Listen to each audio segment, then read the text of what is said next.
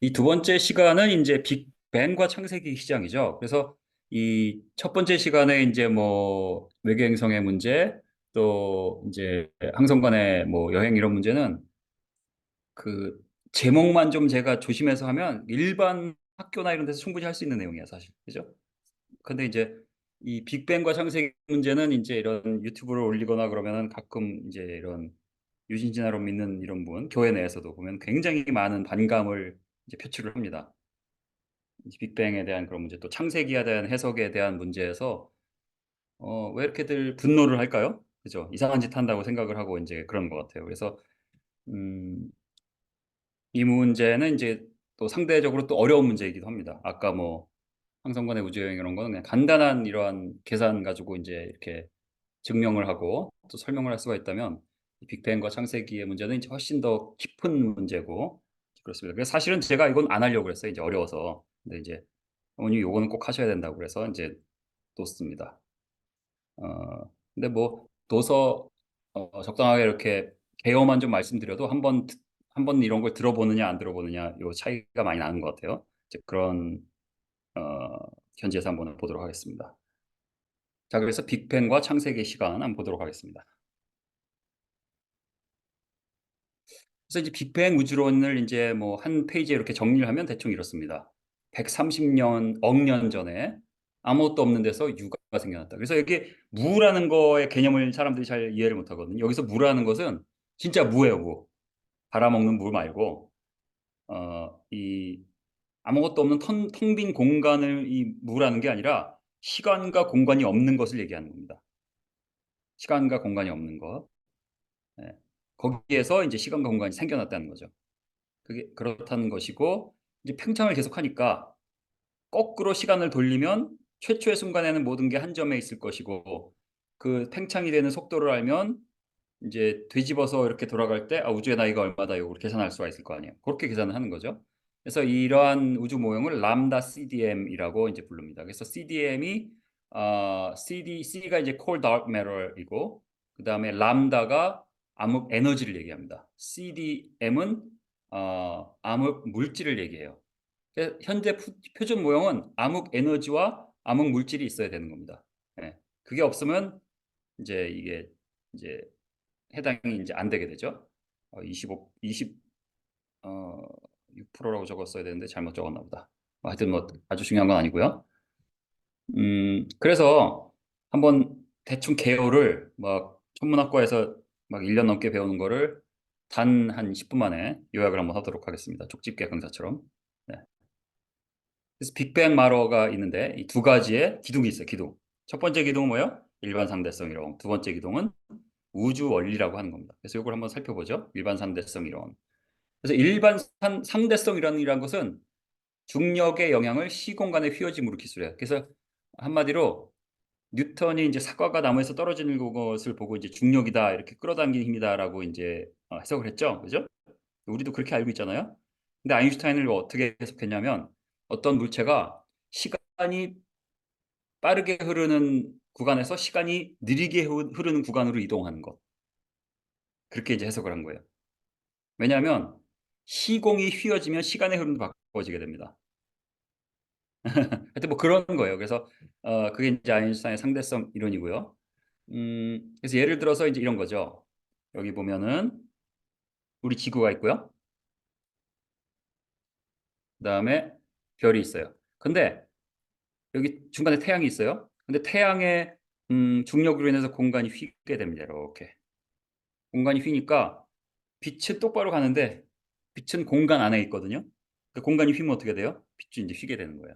그러니까 실제로는 왼쪽에 있는데 오른쪽에 있는 것처럼 이제 보이게 된 거. 그래서 이걸 apparent position이라고 그래요. 겉보기 위치죠. 겉보기 위치. 예. 실제 위치는 여기 있는데 왼쪽, 겉보기 위치는 오른쪽에 있는 거죠. 이런 일이 벌어진 이유는 공간이 시공이 굴곡이 일어나기 때문이다. 예. 그래서 여기서 이제 시공의 굴곡을 우리가 이제 3차원적인 공간에 살 수 있는데 살고 있잖아요. 3차원적인 공간에서 표현하기가 굉장히 어려워요. 그래서 어떻게 하냐면 우리 3차원 공간을 이 우리가 x, y, z 아니에요? z축을 점점 꽉꽉 눌러. 그래서 없앱니다. 제로로. 그렇게 해서 이렇게 모는 종이에 우리 우주를 모두 가둬요. 그렇게 그렇게 한 다음에 어떤 질량이 있을 때 그걸 이제 휘는 거죠. 그렇게 이제 표현을 합니다. 네, 그렇게 표현을 해요. 그럼 여기 보면 예, 지구가 있고요. 지구가 있고 여기 이제 실제로 스타가 왼쪽에 있고 지구가 여기 있는데 공간이 휘었기 때문에 똑바로 안 가고 빛이 여기서 휘죠. 예. 그래서 이제 반대다 반대. 액추얼 포지션이 이쪽에 있는데 일로 안 가고 공간이 휘었기 때문에 이제 여기 있는 걸로 보이는 거죠. 그렇게 이제 표현을 하고요. 그래서 이 과학 이론이란 것은 항상 뭐 어떤 걸 내야 되냐면 테스터블 하이포테시스를 내야 돼요. 테스터블. 뭐예요? 가설인데 증명이 가능해야 돼요. 그래서 이런 현상이 벌어지는 건 혹시 이런 거 아닐까라는 가정이 세운 다음에 그렇다면 이런 식으로 실험을 해서 이렇게 나오면 이게 증명이 되는 거겠네. 그게 과학적인 방법이에요. 그거 한 거예요. 언제? 아인슈타인의 상대성 이론이 2015년에 나왔고요. 일반 상대성 이론이. 그리고 그로부터 몇 년 뒤에 에딩턴 경이라는 분이 그때 이제 개기일식이 아프리카에서 일어났는데 거기까지 여행을 갑니다. 그 옛날에 100년 전에. 그래서 개기일식 때 태양으로 인해서 별들의 위치가 다르게 보이는지를 이제 측정을 하게 되죠. 그 자세한 건 제가 여기 안 넣고요. 그래서 그야말로 테스트 오브 하이포테시스가 테스팅이 된 거죠. 그래서 이제 그 100년 동안 무수한 과정을 거쳐서 이제 이 테스트가 됩니다. 아인슈타인 상대성 이론으로 인해서 이 시공이 들고 계시는 것은 분명한 사실입니다. 첫 번째, 두 번째는 뭐냐면 우주 원리. 그래서 이거를 오늘 이제 오늘의 주제가 어떻게 보면 이 우주 원리라고 할 수 있습니다. 자, 우주 원리.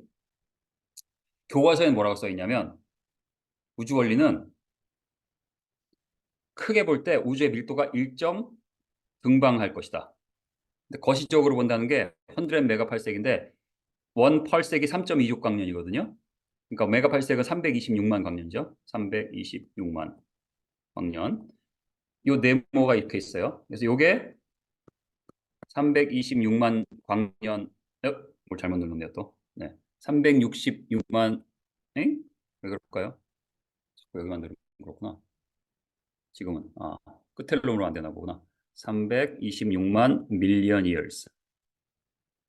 안에 요 집어넣으면 다 균일하게 보인다는 거예요. 왜냐하면 워낙 큰 공간이니까 별, 은하, 별게 다 막 섞여 있어도 균등하게 보이겠죠. 왜냐하면 옛날에 제가 이제 창조과학 탐사 여행을 갔었는데 그랜드 캐니언에 저 멀리 보니까 웬 잔디가 있어요. 그래서 거기 이제 이재만 선교사님한테 저기 저게 웬 잔디가 있어요. 그러니까 딱 저를 보더니 저 잔디 아니에요. 저거 숲이에요. 숲인데 워낙 멀리 있으니까 잔디로 보이는 거예요. 마찬가지로 실제로는 뭐 샘물도 있고 막 뭐 어디 뭐 불나서 없는 데도 있고 이런데 워낙 멀리서 보면 다 균등하게 보이잖아요. 이게 이제 이 modern cosmology 교과서에 나온 내용입니다. 이렇게 이제 설명을 이제 하더라고요. 그게 이제 우주 원리고요. 아이고 이거 누르면 안 되죠. 다시 말해서 음, 우주는 그래서 일정하고 등방적일 것이라는 생각이다. 그래서 요 우주 원리에 대해서 후반부에 다시 한번 이제 우리가 살펴볼 겁니다. 일단 이것은 교과서에 나온 것 그대로 이렇게 나옵니다. 오케이. 그런데 이제 1922년이죠. 이 프리드만이라는 과학자가 이제 그 아인슈타인의 방정식이 낭리니어 이퀘이션이 굉장히 복잡한 이퀘이션인데 그걸 풀 수가 없습니다. 그건 풀 수가 없고 그걸 풀려면 단순화를 시켜야 되는데 그 아인슈타인 이퀘이션에다가 바운더리 컨디션 여러분 저 엔지니어링 하는 학생 있죠? 바운더리 컨디션 알잖아요? 그래서 이제 어떤 이퀘이션에 바운더리 컨디션을 줘서 그걸 이제 단순화 시켜 가지고 풀어내죠. 그죠? 알면 끄떡끄떡 모르면 도리도리. 다 모르네. 어떡하지? 풀어내요 하여튼. 이거 진도 나가야 됩니다. 풀어내는데 그 비슷한 걸 한 거예요. 그래서 단순화시켜서 이제 이퀘이션 두 개를 냈는데 속도에 대한 거, 이제 가속에 대한 거. 요거 이제 가속에 대한 이퀘이션 이렇게 나왔습니다. 근데 여기 보면 이제 우주가 등방하면 요게 빵이 되거든요. 요거 빵. 그리고 이거는 다 파지티브예요. 파지티브. 그러니까 상수. 파지티브. 하여튼 파지티브 넘버거든요. 그런데 요건 뭐냐면 H예요. H. 허블 상수. 이게 뭐냐면 우주가 이제 팽창하는 그런 거죠. 그래서 A라는 게 우주가 얼마나 크냐를 나타내는 건데 여기 DADT가 있으니까 뭐예요? 팽창 속도가 되는 거죠. 근데 팽창 속도가 양수네? 무슨 소리예요? 우주 공간 자체가 팽창한다는 결론이 나오겠는데. 그래서 이제 이 프리드만하고 또 요거 비슷한 것을 또 르마터라는 또 이제 천주교 사자이면서 수학자인 분이 비슷한 결론을 내게 됩니다. 그래가지고 이제 아인슈타인을 찾아가요. 찾아간 게 아니라 어디 학회에서 만나겠죠. 그래가지고 아인슈타인한테 자랑스럽게가지고 아 당신이 이렇게 이렇게 풀었더니 우주 공간은 팽창한다고 나오더라. 근데 그때까지만 해도 이제 아인슈타인은 스테릭 그 유니버스를 믿고 있었거든요. 그래가지고 이제 이 프리드만하고 르마트가 가가지고 이제 우주 공간이 팽창하다니까 아인슈타인이 뭐라고 그랬을까요? 미쳤냐? 그래가지고 이제 프리드만하고 르마트가 이제 프리즈가 가지고 이렇게 있는데 그로부터 한 5년 후에 허블이라는 이제 천문학자가 은하들을 관측하다가 은하들이 어디를 봐도 나로부터 멀어져 가고 멀리 있는 걸수록 더 많이 멀어. 왜냐면 이게 벨라서리가 이거는 거리, 여기는 속도예요. 은하들이 멀어져 가는 속도. 우리로부터 다 멀어져 가고 멀리 있어도 빨리 멀어져 간다는 것을 발견한 거죠. 그래서 이 허블의 발견을 액면 그대로 받아들이면 잘 보세요. 액면 그대로 받아들이면 나로부터 모든 은하들이 멀어져 가. 어디를 봐도 이 방향, 저 방향, 저 방향. 그리고 멀수록 더 빨라요. 우리가 어디 있다는 거예요, 우주에. 그 액면 그대로 보면 한번 써보세요. 여기 질문한 것은 이제 여기 뭐 What was the blind spot in the photographs called again 했죠? Optical knurling. 예, optical knurling. 그렇죠. 여기 이제 쓰신 게 보니까 중심이라고 썼네요. 네, 중심이라는 얘기죠. 잠시만요. 제가 뭘 또 떨어뜨렸을까요? 오케이. 근데 이제 이 발견을 했는데 그로부터 5년 전에 어떤 게 있었죠? 프리드만의 해석이 있었잖아요. 여기에 적용을 하면 어떻게 돼요? 아, 우리가 우주의 중심에 있을 필요가 없이 우리 공간이 팽창한다고 보면 이 모든 게 설명이 되는구나. 그리고 이제 아인슈타인도 그때 이제 이게 이제 윌슨 천문대거든요. 이게 이제 그 LA에 미국의 LA의 북쪽에 가면은 북동쪽에 가면 윌슨 산이라고 높은 산이 있습니다. 그 꼭대기에 올라가면 이제 이 윌슨 천문대가 있는데 이제 저는 여기 가봤어요. 여기에 이제 이거 직접 가서 아인슈타인도 이제 보면서 진짜네. 내가 틀렸었네 하고 이제 드디어 우주 팽창론을 인정을 하게 되죠. 이제 그런 겁니다. 그런 이제 스토리가 있었다. 그래서 우리 이제 일반인들이 좀 착각을 하거나 또 잘못 알고 이제 이런 물리학이나 또 이제 천문우주 이런 걸 하지 않은 분들이 뭐 한 점에서 꽝 터졌어요. 막 이렇게 상상을 하거든요. 근데 이거는 이제 이런 천문학자들이 이해하는 바 또는 우주론자들이 이해하는 바는 이런 게 아니고요. 요렇게 이해하는 거죠. 풍선의 마도. 그러니까 우주가 풍선이란 얘기가 아니라 이 풍선이라는 마들을 써서 지금 관찰되는 현상을 더 잘 설명을 할 수가 있는 거예요. 그래서 공간 자체가 늘어나는. 그러니까 은하들이 제자리에 있어요, 다. 여기 제자리에. 여기 보면 요놈하고 요놈 제자리에 있거든요.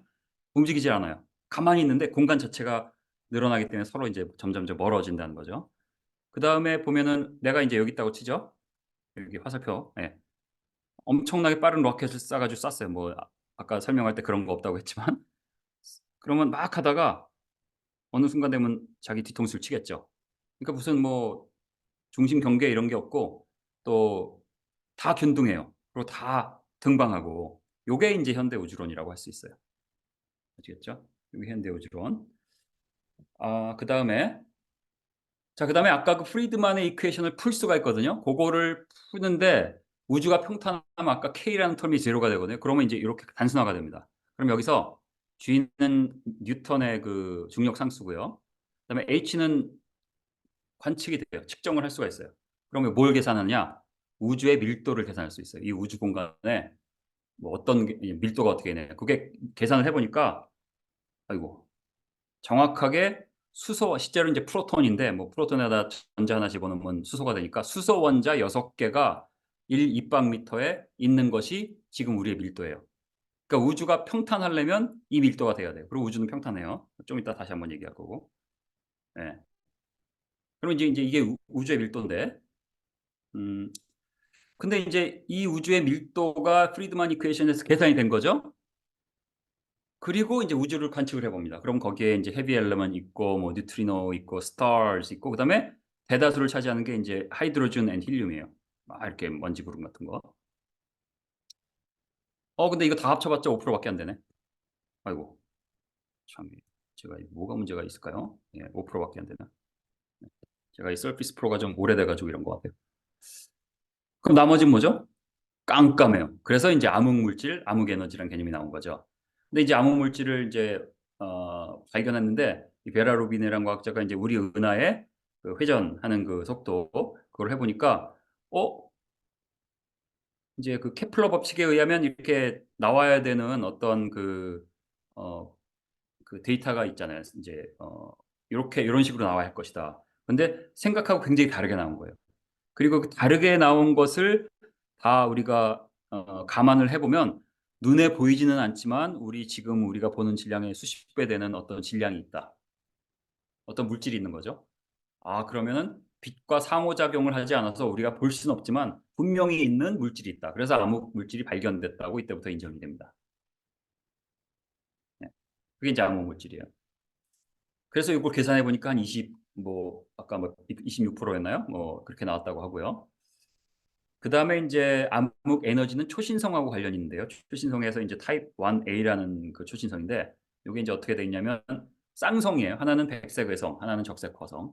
그래서 이제 적색 외성이 이렇게 있고 백색 외성이 이렇게 있는데, 이 적색 화성은 허약해가지고 물질을 다 뺏깁니다. 실제로 물질을 백색 외성이 빨아들여요. 그러다가 이놈의 그 질량이 태양의 1.4배가 되면은 뉴클리어 체인 리액션을 통해서 폭발을 하게 됩니다. 그래서 여기 보면 오른쪽에 은하가 있고요. 은하가 한 요만한 거죠. 근데 여기 왼쪽에 보니까 꽝 터졌어요. 마찬가지 밑에 사진도 여기 보면 은하가 있고요. 어느 날 보니까 꽝 터졌어요. 이런 거거든요. 네.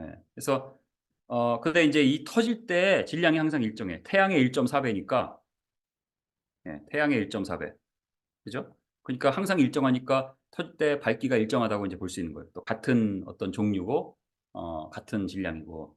그러니까 이제 스탠다드 캔들이라는 원리를 이용해서 거리를 이제 재는 거죠. 뭐 여러분 촛불 놔뒀는데 촛불이 얼만큼 밝냐, 얼만큼 어느냐를 가지고 거리를 우리가 광도를 알면 원래 광도를 알면 그 광도를 이렇게 측정함으로써 실제 거리가 얼마나 되는지 측정하는 그 원리입니다. 예, 이거 뭐 이 정도면 설명이 됐다고 보고요. 그래서 그렇게 계산해서 쉽게 말하면 이게 이제 다 설명할 시간은 없고요. 어, x축은 거리예요. z가 이제 적색편인데 z가 적색편인데 거리입니다. 그래서 여기만 거의 한 100억 광년 되는 굉장히 먼데 멀다. 여기는 가깝다. 가까워도 막 몇십억 광년 되는 거죠. 몇십억 광년이 가까운 겁니다. 우주가 워낙 커서. 그 다음에 y축은 광도예요. 광도. 그래서 이제 쭉 이런 걸 측정을 해보니까 원래대로라면, 왜냐하면 암흑 에너지가 아까 20 몇 프로 됐다고 그랬잖아요. 그래서 우리가 보이는 물질과 암흑 에너지를 더하면 30% 되는 거거든요. 그러니까 0.3, 100%를 일러놨을 때. 그래서 여기가 이제 매럴 덴서리가 0.3라고 나오고, 이렇게 될 것이니까 이 빨간 선에 맞게 나오겠지 했는데 빨간 선에 맞게 안 나오고 어떻게 돼요? 멀리 있는 애들은 위로 올라갔죠. 근데 이게 위로 올라갔다는 것은 과거에는 팽창 속도가 달랐다는 것이고, 이것을 감안해 보면은 앞으로 미래는 팽창이 더 가속화 되는 것이다라고 해석을 할 수 있거든요. 왜냐하면 밝기가 다르기 때문에 원래 생각했던 것보다 이제 더 어둡거나 더 밝거나 이런 것 때문에 그런 겁니다. 그래서 이제 가속 팽창이라는 이론이 나오게 되고, 그 가속 팽창 이론에 의하면 해서 여기다 대입해서 이제 계산을 해보면 매럴 에너지 덴서리가 0.7이 나오고, 그러니까 암흑 에너지가 아까 70 몇 프로라고 했죠. 그리고 이거 왜 자꾸 이럴까요? 72%.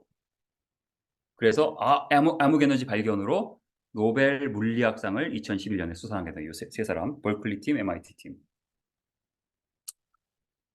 폴 스미트 분은 이제 호주에 가 있고. 그래서 하여튼 뭐 이제 보통 모든 게 이제 해결이 됐다. 네, 모든 게 해결이 됐다. 지금 막 이렇게 보고 있죠. 72가 아니라 69. 72는 올드 넘버고 요새는 좀 내려갔네요. 이제 그 계산에 따라서 조금씩 달라진다고 합니다. 하여튼 그래서 이제 그런 천문학자 또 뭐 우주에 대한 연구를 하시는 분들 만나서 이렇게 빅뱅에 대한 얘기하면 그 빅뱅으로부터는 우리가 모든 걸 이해한다 이렇게 이제 자신 있게 얘기합니다. 이 빅뱅이란 개념은 이제 인플레이션이라는 다음이고 그 저는 알 수 없다 이제 이렇게 하죠. 시초는 알 수 없지만 그 이유는 우리가 다 이해한다 이렇게 이제 아주 자신 있게들 얘기하는 것을 볼 수가 있습니다. 오케이. 지금까지 그래서 빅뱅에 대한 요약을 제가 해드린 거예요. 큰 비판 없이. 그냥 담담하게 빅뱅 이론이란 게 무엇인가. 그러니까 이게 답니다, 사실. 큰 테두리 안에서. 네. 물론 이제 많은 내용이 있지만 큰 테두리를 말씀드린 거예요. 그래서 이제 지금부터 할 것은, 그러면 창조각 내용은 좀 이따 마지막에 잠깐 할 거고요. 빅뱅이라는 그 패러다임 안에서 볼 때도 과연 완전한가? 요걸 한번 보려고 그래요. 그렇지 않은 것 같아요. 왜냐하면 노벨상 받은 거 아니에요? 노벨상 받은 건데 반론이 있어요. 그래서 이 논문은 뭐예요? Marginal evidence. 우주가 가속 팽창한다는 증거는 분명치 않다라는 논문이 나옵니다. 여기 보면 2015년 논문이고요. 노벨상 받은 연구는 그게 1990년에 한 거고요. 그 논문이 1990년. 그러니까 벌써 한 30년 넘었죠, 그죠? 그로부터 이제 이거는 한 20년 지나서 맞나요? 2016년, 그죠? 한 20년 거의 25년 지나서 한 거죠. 예. 90년이 아니라 99년인가 보다. 하여튼간에 기억이 가물가물. 어쨌든 간에. 근데 이제 이거는 벌써 십몇 년, 이십 몇 년 후에 이제 다시 정밀 측정을 훨씬 많은 양을 했기 때문에 더 정밀하다고 우리가 이제 볼 수도 있겠죠. 예. 근데 노벨상 받은 연구는 분명히 멀리 있는 은하들이 요 위로 올라가서 광도가 달랐는데 여기 보니까 안 그러네요. 그죠? 예. 그래서 이제 이 제목이 이제 marginal evidence. 예. marginal evidence for cosmic acceleration from type 1a supernovae 이렇게 이제 써 있죠. 분명하지 않다. 그다음에 요거는 이제 훨씬 최근 논문이죠. 2020년 논문. 여기 보면 뭐냐면은 이제 연세대학교 이영욱 교수라는 분이 이제 그 팀에서 한 연구인데 거기서 쭉 보니까 이제 결론이 이거예요. 그 초신성의 밝기가 초신성이 포함된 은하의 나이에 따라 달라진다. 그걸 이제 광도 진화라고 이제 부른다고 합니다. 그래서 이것도 이제 그 비슷한 표를 했죠. 이제 이 그 람다 CDM 모델을 따르려면 요 까만 전을 따라야 되는데 이 데이터를 쭉 분석을 해서 요거를 피딩을 해보니까 오히려 빨간 거에 더 맞게 나오더라. 빨간 거에 맞게 해서 해보면은 암흑 에너지는 없는 거로 나온다. 이런 이제 결론을 내린 거예요. 그래서 한마디로 노벨상 수상자가 틀렸다 해가지고 하여튼 뭐 작년까지만 해도 막 피터지게 속된 말로 피터지게 싸웠습니다. 예. 지금 제가 알기로는 아직도 암흑 에너지가 있다는 의견이 더 대세고 아무리 노벨상 나왔고 수천 수만 편의 그런 논문들이 그 노벨상에 나온 그 결과를 토대로 나왔고 거기에 반론을 제시하는 논문은 이제 수십 개. 그중에 가장 확실한 게 제가 알기로는 이 논문입니다. 그러니까 아직은 대세는 아니지만 김진호 박사가 지금 예언을 합니다. 10년 뒤에 어떤 일이 일어나는지 암흑 에너지는 꽝이라고 밝혀질 것입니다. 잘 생각해 두셨다가 이제 뭐라고 나오는지 이제 한번 나중에 보시기 바랍니다. 적어두세요. 네. 오늘이 며칠이죠? 오늘 22일인가요? 2024년 5월 22일에 김진호 박사가 암흑 에너지는 꽝일 것이라고 예언을 했어요. 10년 뒤에 한번 보세요. 어떻게 되는지. 그래서 지금 굉장히 골치 아픈 이제 문제죠. 실제로 막 골치 아픈 문제라고 다 알고 있습니다. 그 다음에 이걸 한번 볼까요? 우주의 나이 계산법. 이거는 그 펜스테이트, 펜실베니아 주립대학의 그 천문학과 홈페이지에 이제 뭐 한 10년쯤 전에 있던 건데 지금도 있는지 모르지만 거기에 이제 이렇게 써 있어요. 어떻게 계산하냐면 가상의 두 은하 간의 거리를 d라고 놓고요.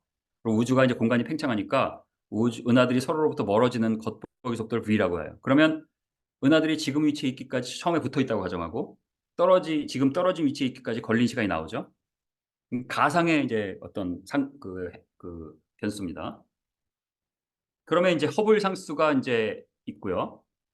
허블 상수에다가 거리를 곱하면 그게 속도가 되거든요. 그러면 다시 말하면 그 시간은 그 거리를 또 속도로 나눈 거니까 요 위에다가 허블 상수를 대입을 하면 대충 이렇게 나와요. 그래서 뭐 정확한 게 지금 이해를 다 하실 필요는 없고 한마디로 시간, 즉 우주의 나이는 허블 상수분의 1이에요. 아주 간단해요. 아무것도 아니에요. 어디서 이제 그 뭐 유튜브에 아주 유명 대학 물리학과 그 교수가 이렇게 강연하는 걸 들었는데 우주의 나이는 뭐 여기에 암흑 에너지를 집어넣고 이렇게 하면 깔끔하게 계산된다 이러고 되게 멋있게 얘기를 하더라고요. 근데 제가 보면서 저거 뭐 멋있는 게 아니라 그냥 되게 굉장히 간단한 계산인데 속으로 이제 이런 생각을 했어요.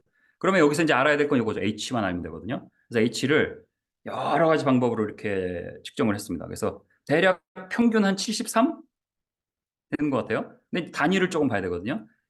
킬로미터 per second per 메가팔색은 뭐냐면 의미를 보세요. 의미가 뭐냐면 관찰자로부터 약 326만 즉 1 메가팔색 관찰자로부터 1 메가팔색 떨어져 있는 은하는 1초에 73km 속도로 멀어진다는 거예요.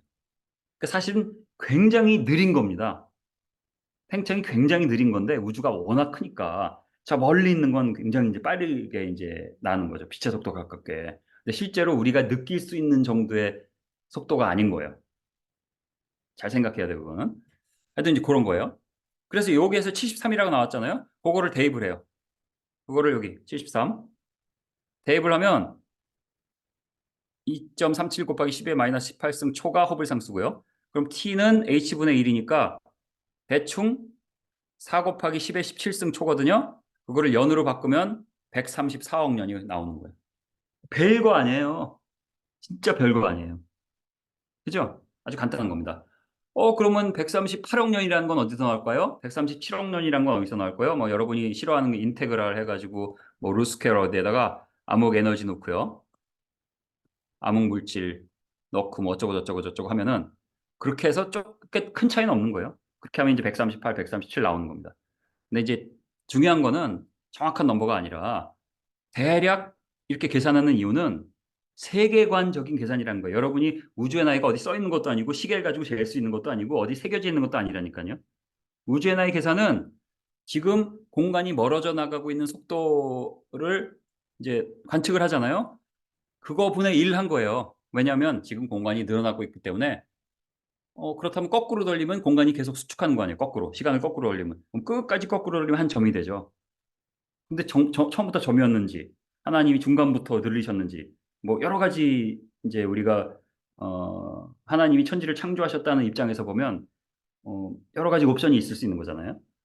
근데 이제 이 빅뱅 이론에서의 옵션은 이제 하나님을 배제하고 지금 이런 현상을 보니까 과거엔 한 점이었겠네. 그러면 요런 나이겠네. 이렇게 나오는 겁니다.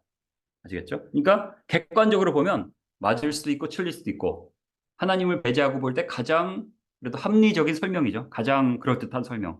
하지만 진리는 아니란 거예요. 그게 중요해요. 그다음에 문제는 이 허블 상수 자체가 또 절대적인 게 아니에요. 아까 뭐 73 나왔죠? 73 여기. 왜냐하면 대충 여기서부터 여기 사이니까 여기 중간을 잡은 거 아니에요. 근데 이제 이 기술이 관측 기술이 발달합니다. 그래서 보면은 지금 해서 한 74 이게 이제 그 디스턴스 레더, 세피드 변광성 가지고 이제 측정을 하고 그다음에 이제 거기에다가 이제 뭐 그 레드 자이언트 스타를 또 집어넣어서 하고 그러면은 이건 또 70이 나오고 그다음에 CMB 우주 배경 복사를 하고 하면은 60, 그러니까 왜냐하면 옛날에는 비슷하게 나왔잖아요, 여기. 그러면은 이게 에러가 있으니까 결국은 비슷하게 이제 수렴이 되겠지라고 했는데 기술이 발달하면 발달할수록 점점 다르게 나와서 지금 이 세 개가 만나질 않아요. 그러니까 뭔가가 틀린 거죠. 다 틀릴 수도 있는 거고. 근데 제가 보기에는 이 디스탄 레더는 틀리기 굉장히 힘들거든요. 왜냐하면 그야말로 우리가 아까 그 스탠다드 캔들 원리를 이용한 거기 때문에 상당히 그거는 힘들어요. 근데 문제는 이게 맞으면 뭐가 틀려야 되냐면 CMB로 계산한 유전은 뭐죠? 얘인가 보다. 67. 이 74하고 67 얼마나 틀려? 74가 되면 어떻게 되죠? 예? 74가 되면요. 우주의 나이가 130 막 6 그렇게 되죠. 67이 되면 막 140 몇 될 것 같은데 여러분 한번 계산 좀 해봐요. 그러니까 전혀 다른 우주의 나이가 이제 돼버리는 거죠. 근데 문제는 얘가 맞으면 얘가 틀려야 되고 얘가 틀리면 우주 모형 자체에 이제 문제가 생기는 거예요. 그래서 지금은 사실 실제로 여기 보면 이 문제가 해결 안 되면 우주론을 근본적으로 손봐야 된다. 이건 이제 여기 써 있는 겁니다. 영어로 써 있는 거. 네. 실제로 이게 이제 코스몰로지의 이제 크라이시스라고 지금 이제 다 얘기를 이제 하고 있습니다. 실제로 그래요. 자, 근데 자 보세요. 작년에 또 논문이 나왔는데 이건 이제 다른 방법으로 우주 나이를 이제 또 계산을 한 건데 계산입니다. 계산. 그러니까 뭐 이건 뭐 맞는지 틀린지 뭐 아직 모르겠어요. 근데 여기 보니까 아니다. 우주의 나이는 267억 년이다 이러고 나왔어요. 지 맘대로죠? 예, 지 맘대로예요. 그러면 이게 이제 이 논문이에요. 이게 이제 Monthly Notices of Royal Astronomical Society가 이런 좀 뜻밖의 결과가 나왔네 이런 걸 좀 많이 나오는 논문입니다. 근데 자 보세요. 제가 여기다 썼거든요. 구글에다가 과학 교과서 우주의 나이 쳐보니까 이렇게 나와요. 자 보세요. 우주 과학이 확인한 바로는 우주의 나이는 정확히 138억 년이다. 우습죠? 그다음에 이 나이는 10년 전에 측정한 것이니까 137억 년이라고 쓴 거는 모두 바꿔야 된다. 여러분 제 강의를 듣고 나서는 이게 얼마나 코미디인지를 이제 여러분이 알 수 있어요. 이건 코미디입니다. 코미디. 전혀 의미 없는 겁니다. 그죠? 다른 거 다 져버리고 그냥 이 허블상수 계산만 봐도 지금 이 관측 결과만 봐도 지금 문제가 크다는 걸 이제 이게 굉장히 부질없다는 걸 알 수 있어요. 물론 뭐 이제 우리가 이제 어떤 신앙적인 것을 배제, 성경의 말씀 이런 거 배제하고 그냥 자연주의 관점에서 봤을 때 아유 그래도 뭐 이게 뭐 갑자기 6천 년이 되진 않겠죠. 그죠? 이 방법으로 쓸 때 6천 년이 될 수는 없습니다.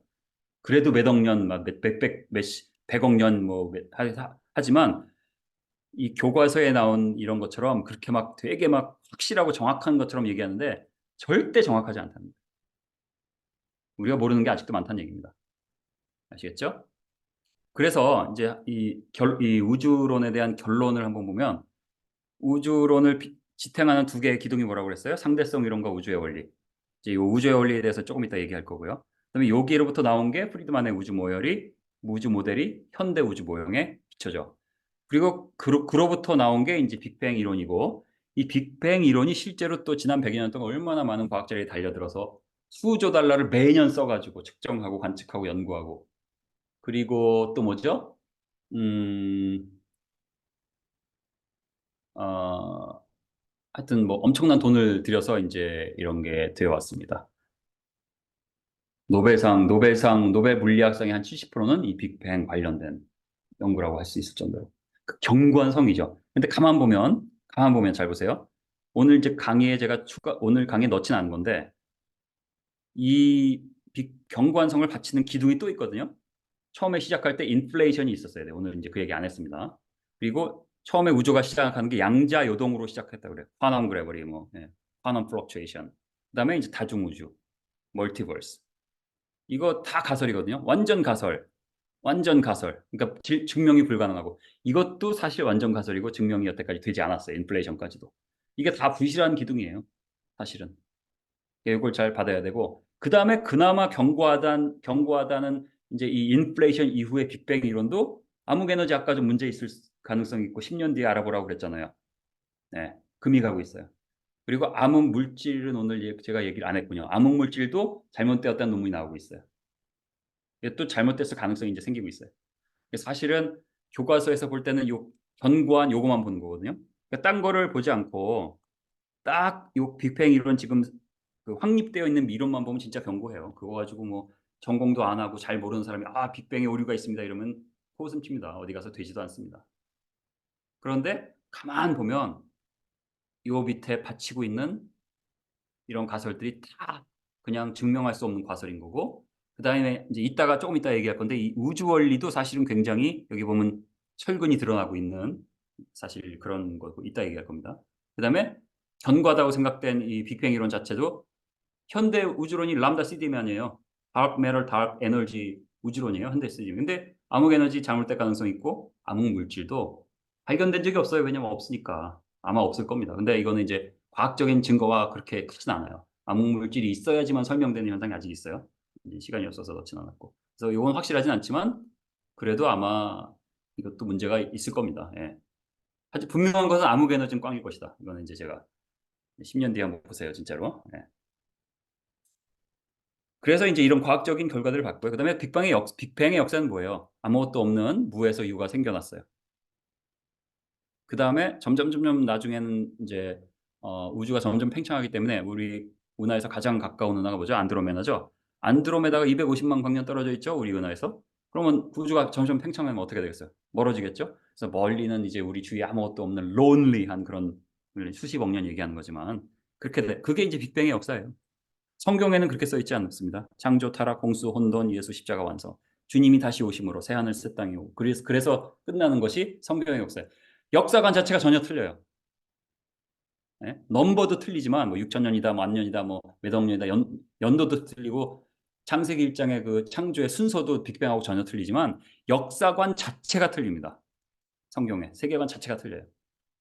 그다음에 지금 이제 빅뱅 이론도 결코 그게 완전하다거나 그 우주의 나이에 대한 것 자체도 벌써 완전하지 않다는 거 여러분이 봤잖아요. 그죠?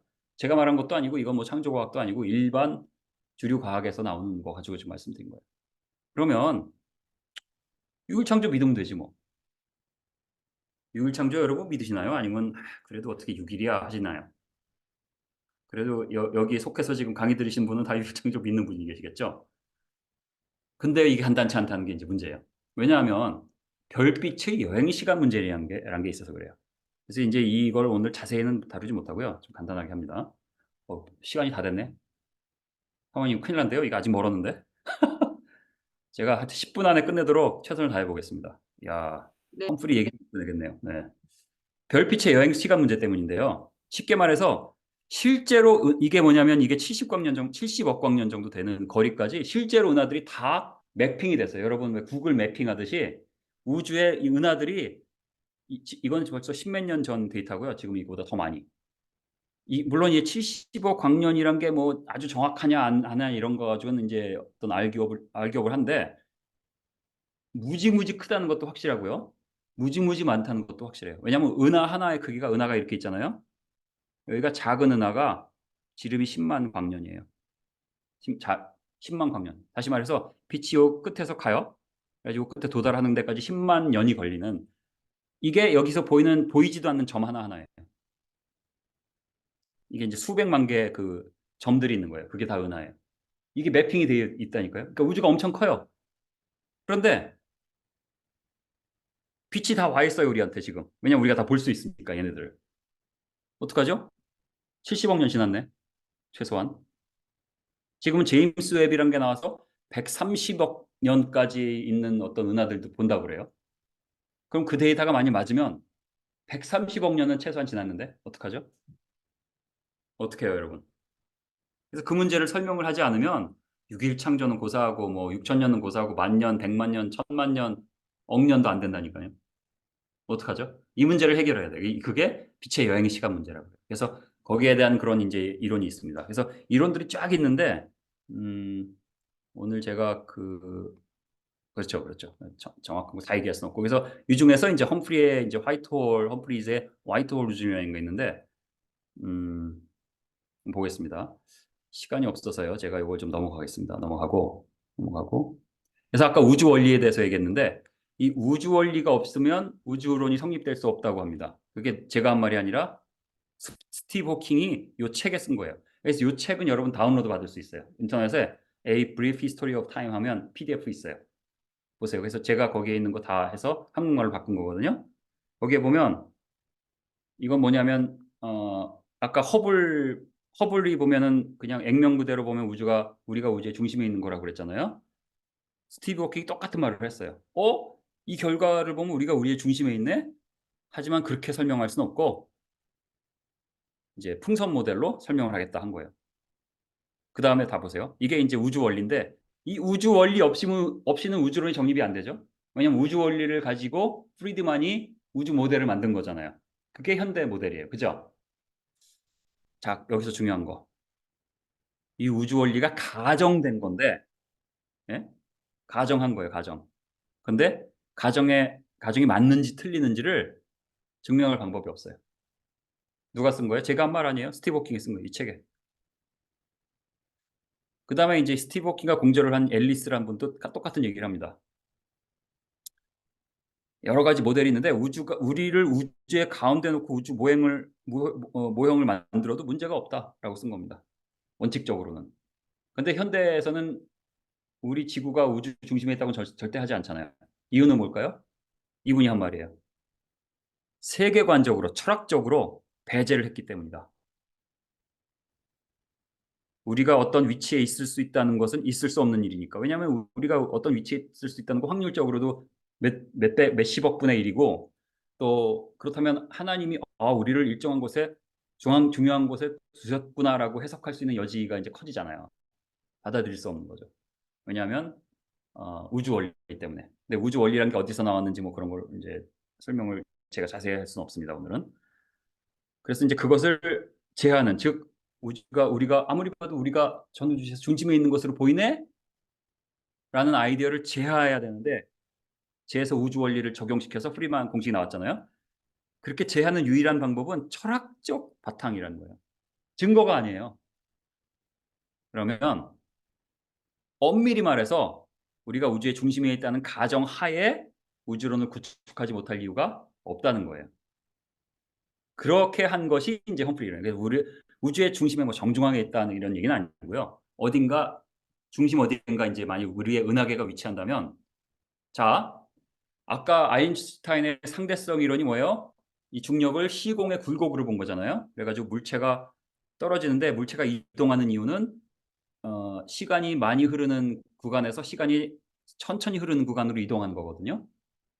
마찬가지.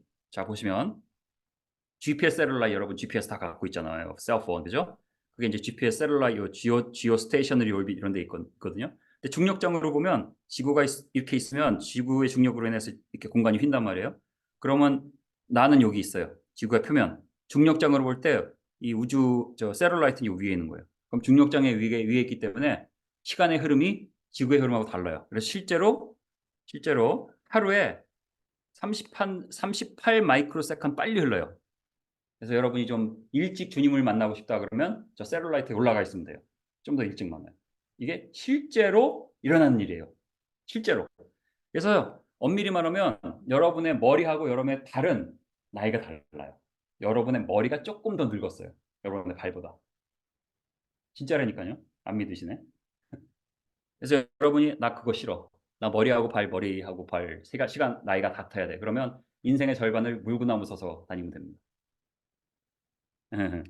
자, 그래서 실제로 이 GPS 셀룰라이트에 들어가는 원자시계, 왜냐하면 시간이 지구하고 다르면 엉망이 되죠, GPS가. 그걸 맞추기 위해서 아인슈타인의 방정식을 집어넣어줘서 지구 시간에 맞춰줍니다. 실제로 일어나는 일이에요. 자, 이게 왜 일어나요? 공간의 굴곡 때문에 그렇다고 그랬죠?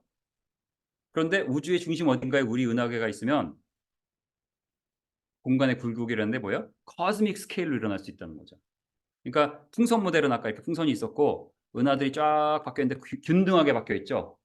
그러니까 이 은하들의 그 질량으로 인해서 공간이 휘더라도 전체적으로 다 똑같이 누르니까 동그랗단 말이에요.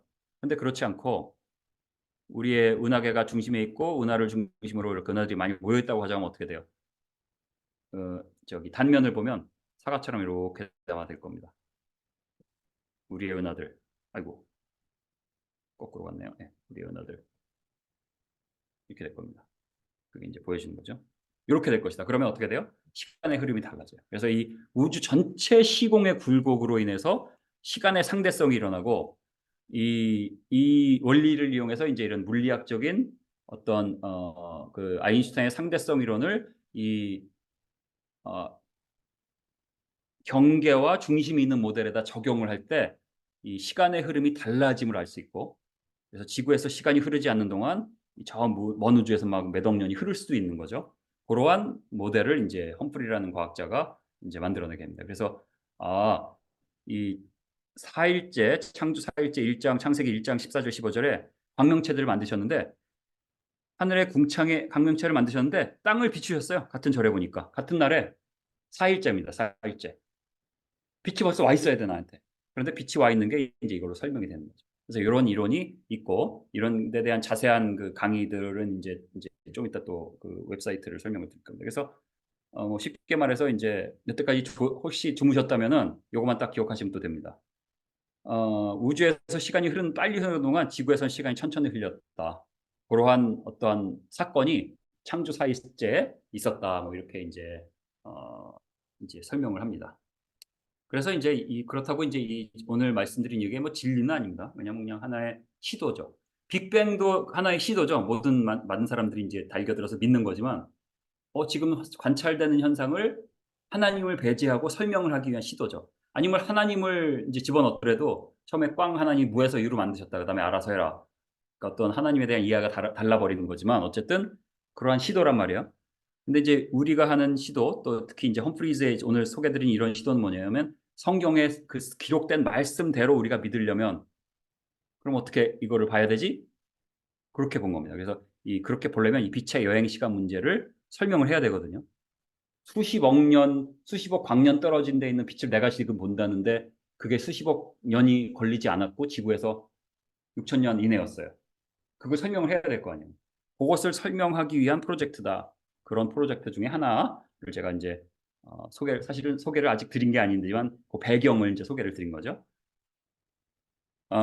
근데 이제 이런 이론이 있다고 해서 이제 과학계는 눈 하나 꿈쩍하지 않습니다. 이 험프리즈라는 사람이 있는 것도 모릅니다. 왜냐하면 정상이 아니에요. 유기창조를 믿는데 그게 어떻게 과학자야? 쟤는 맛이 갔구나. 그래서 아예 존재 자체가 없습니다. 왜냐하면은 과학자들이 일반 대중도 마찬가지죠. 이 진화론이라는 오랜 연대라는 자연주의라는 빅뱅 우주론이라는 큰 패러다임 하에 있어서 이 바깥으로 나가서 생각을 못 하는 거예요. 왜냐면 과학자들도 여러분하고 똑같다니까요. 다른 과학자들이 빅뱅 이렇게 한 게 맞았대. 다른 과학자들이 진화론이 맞는다 그랬대. 그거 가지고 그 믿음 하에서 자기 하는 거 하는 거예요. 자기 전공하고. 여러분이 고등학교 때 주로 뭐 배우잖아요. 고등학교 때 배우는 거 가지고 평생 가는 거예요. 여러분들도 대부분 그렇고요. 과학자들도 다르지 않아요. 결국은 이 패러다임 하에서 그냥 살게 되는 거예요. 그래서 그래요. 근데 이제 저같이 뭐 창조과학 사역을 하고 우리 사모님과 창조과학 사역을 하는 사람들은 이 패러다임 밖에서 보는 거예요. 패러다임 밖에서 아이고 눈을 이상하게 그렸네. 눈썹. 패러다임 밖에서 보는 거예요. 그러면 이 안에서 그 유명한 과학자들이 못 보는 거 우리가 볼 수 있는 거죠. 보고 한 겁니다, 오늘. 보고 한 것 중에 일부를 오늘 이제 본 겁니다. 그래서 인제 오늘은 그렇게 자세한 거를 이제 2 시간에 모든 걸 다 얘기 못 했는데 뭐 예를 들어서 인제 많은 저기 플레이리스트가 김진호 박사의 창조론을 유튜브에 치면 나오고요. 그 플레이리스트 중에 인제 좀 자세하게 한 것 중에 몇 개가 있는데 그게 인제 부산 창조과학회 강의 뭐 이렇게 있어요. 부산 지부라고 했나요? 거기 보면 이렇게 24 강으로 나눠서 인제 녹음을 인제 해 뒀습니다. 그래서 오늘 못한 그 내용이 음 자세하게 못한 내용이 예 여기서부터 아이고 여기서부터 여기 중간에 그죠? 오늘 한 내용은요. 오늘 한 내용은 한 요거를 인제 요만큼을 압축해서 말씀드린 거고요. 네.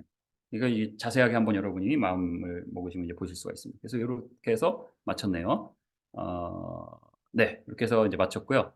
조금 뭐 쉬었다가 인제 또 질의응답 시간을 갖도록 하겠습니다. 여러분 원하시는 분은. 감사합니다.